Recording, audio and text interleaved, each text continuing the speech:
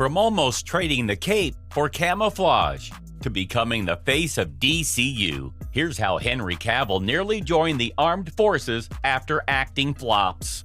So first, why the armed forces? Who needs a shield and sword when you have Henry Cavill as your superhero? From playing the Man of Steel to the world's greatest detective, this $40 million heartthrob has proven time and time again that he's got the chops to save the day on the big screen. But who knew he almost traded in his superhero suit for a military uniform? Believe it or not, even the suave and successful Henry Cavill had his share of roadblocks on the path to stardom. Facing rejection after rejection and feeling the pressure, this led to him entertaining the idea of joining the military. But, as they say, everything happens for a reason. As for Cavill's case, all those struggles paved the way for him to become the A-lister he is today. So, what's the story? The pressure of getting a job isn't easy for anyone. In Henry's early days of acting, it got pretty difficult for him to keep the hope of staying in the industry alive. In his own words, there were plenty of times I thought it wouldn't happen. At one stage I was like, if this next movie doesn't do well, then I'm out. I'm going to join the armed forces.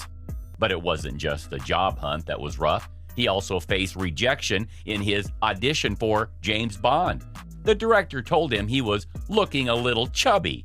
Ouch! And the role went to Daniel Craig. However, Cavill credits that rejection for helping him improve, stating that he didn't know how to train or diet before, but the director's honest feedback set him on the right path. But this wasn't the only audition that motivated him. Cavill auditioned for a role in the early 2000s. Imagine auditioning for a role and having Patrick Stewart, the legend himself, sitting right there in the room. No wonder Henry Cavill had a bit of a meltdown during his audition for The Lion in Winter. But as we know, he didn't land that part.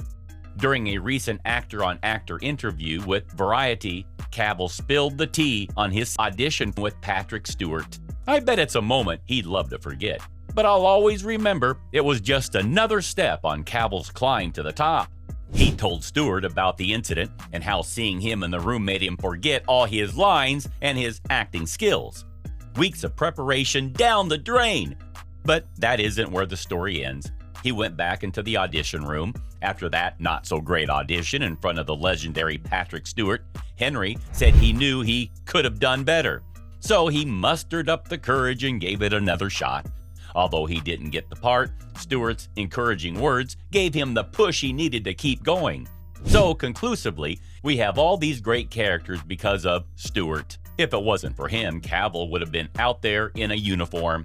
Interestingly, Henry isn't the only celebrity who thought of joining the armed forces. Turns out several celebrities have been a part of the forces. Before he was a Star Wars baddie, Adam Driver was in the Marines, but a biking accident left him injured and unable to deploy to Iraq. He saw it as a chance to pursue his passion for acting and reapplying for Juilliard, where he was previously rejected, and the rest is history.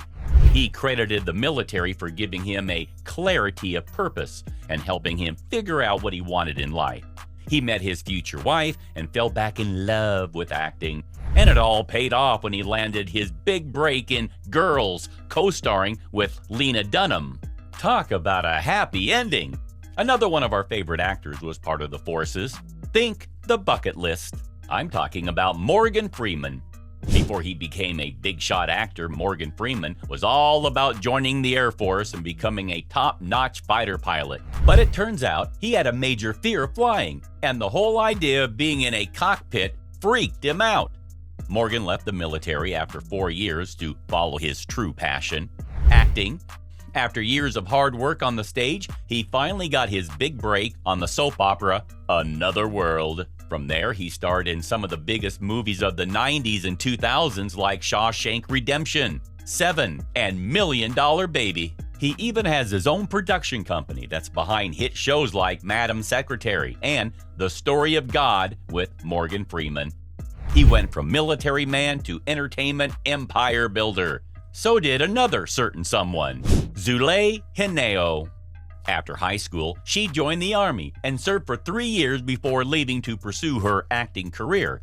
She sharpened her skills at the New York Conservatory for Dramatic Arts, then starred in a bunch of movies and TV shows like Army Wives and Takers. So she's gone from fighting on the front lines to fighting for her acting career.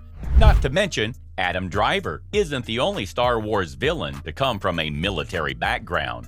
I've got James Earl Jones on the list as well. The famous voice behind Darth Vader started his career as a soldier in the Army during the Korean War. He quickly rose through the ranks, becoming a first lieutenant and training fellow soldiers. But after some soul-searching, he left the military to pursue his passion for acting.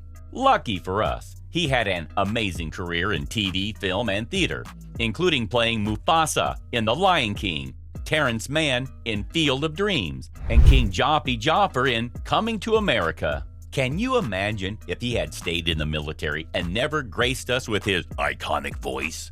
Interestingly, James Earl isn't the only one who served in Korea. Chuck Norris did as well. Before he made a name for himself in action movies, Chuck Norris joined the Air Force after high school.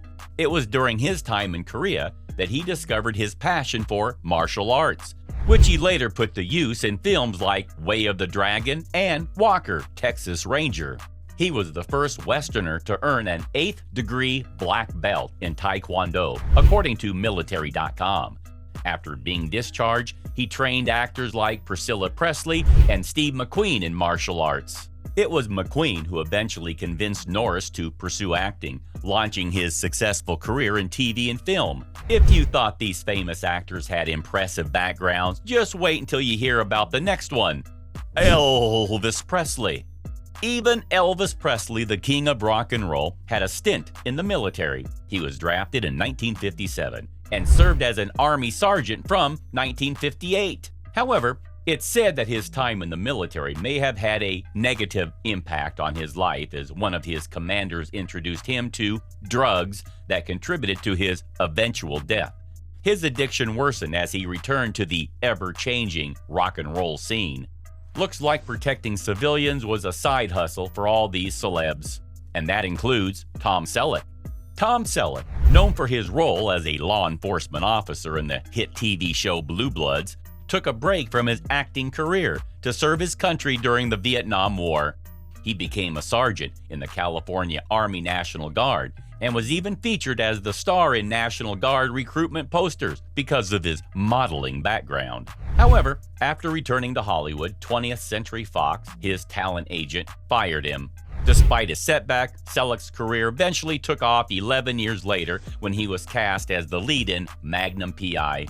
And since then, he has appeared in many TV shows and movies such as Friends and the Jesse Stone movie franchise. And that's all about celebrities and their military stories.